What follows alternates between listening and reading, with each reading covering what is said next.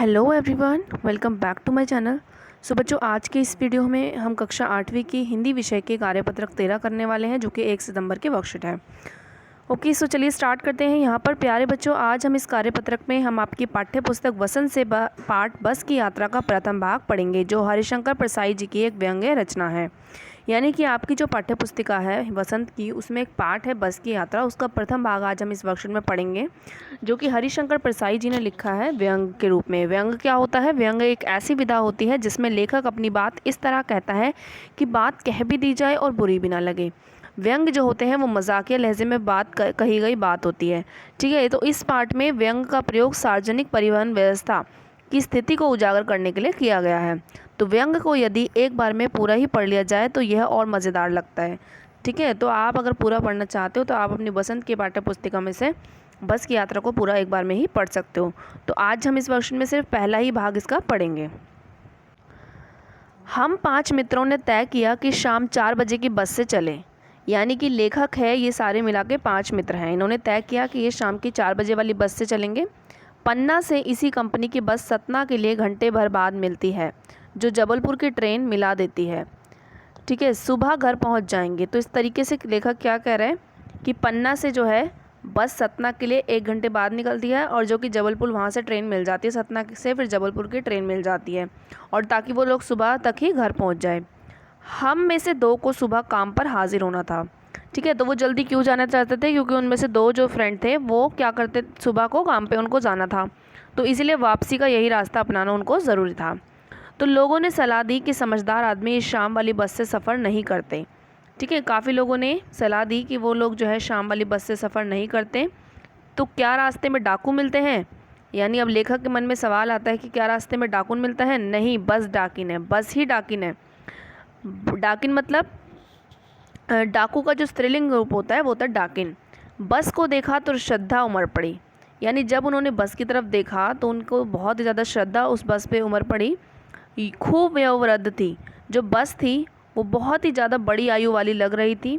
सदियों के अनुभव के लिए निशान लिए हुए थी। यानी कि उसके ऊपर, बस के ऊपर बहुत ही ज़्यादा निशान थे। ऐसा लग रहा था कि सदियों से इसने ये निशान लिए हुए हैं। बहुत ही ज़्यादा पुरानी वो बस लग रही थी। लोग इसलिए इससे सफ़र नहीं करना चाहते थे क्योंकि वृद्धावस्था में इसे कष्ट होगा। यानी अब लेखक जो है बड़े व्यंग मजाकिया रूप में कह रहा है कि अब बस जो है वो बूढ़ी हो चुकी है, और बूढ़े बस पे अगर हम सवारी करेंगे तो बस को कष्ट होगा। तो यह बस पूजा के योग्य थी। अब लेखक ये बात भी बड़े मजाकिया लहजे में कह रहे हैं कि बस जो है वो पूजा करने लायक थी, उस पर सवार कैसे हुआ जा सकता है? यानी जिस चीज़ की हम पूजा करते हैं उस चीज़ पे हम सवार कैसे कर सकते हैं? ठीक है, तो ये था आपका एक भाग बस की यात्रा का। अब कुछ नीचे नए शब्द जो आपने इसमें पढ़े हैं वो हैं, पहला हाजिर। हाजिर का मतलब होता है मौजूद होना, उपस्थित होना। दूसरा शब्द जो हमने पढ़ा है वो है डाकिन, जो डाकू का स्त्रीलिंग रूप होता है।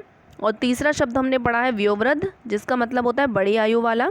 और वृद्धावस्था मतलब होता है आपका बुढ़ापा। ठीक है, तो वृद्धावस्था मतलब बुढ़ापा। तो ये कुछ नए शब्द हमने इसमें पढ़े हैं, इनको भी आप नोट डाउन कर लीजिएगा। अब चलिए इसके क्वेश्चन आंसर्स की तरफ चलते हैं। पहला प्रश्न आपसे पूछा गया है कि लेखक ने बस की यात्रा करने का निर्णय क्यों लिया? ठीक है, तो ये आपको पढ़कर बताना है। तो लेखक ने बस की यात्रा करने का निर्णय इसलिए लिया क्योंकि उन्हें सुबह घर पहुंचना था, ताकि वे सुबह काम पर पहुंच सकें। ठीक है, तो ये प्रश्न नंबर 1 का उत्तर हो जाएगा। अब देखते हैं प्रश्न नंबर 2।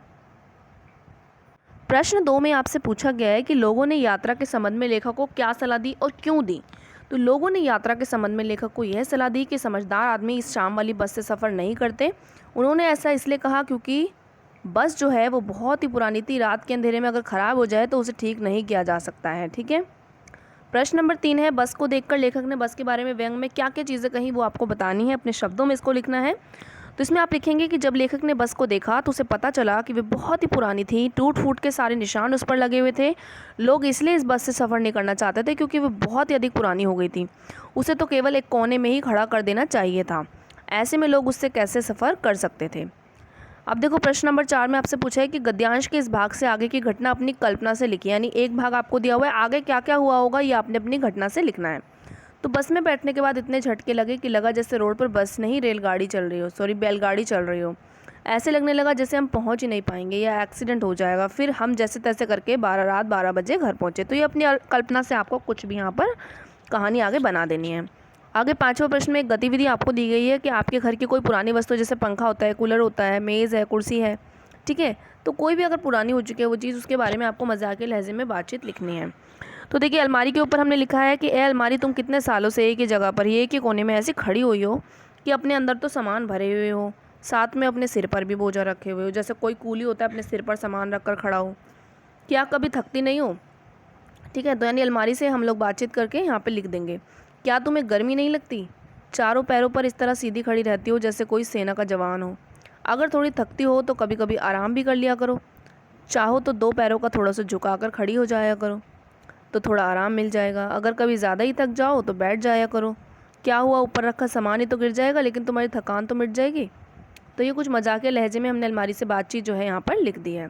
तो इस वर्कशीट में सिर्फ 5 ही प्रश्न आए हैं, सभी को हमने सॉल्व कर लिया। अगर आपको इस वीडियो से थोड़ी सी भी हेल्प मिली हो तो प्लीज़ इस वीडियो को लाइक ज़रूर करना। मिलते हैं नेक्स्ट वीडियो में, तब तक के लिए बाय बाय।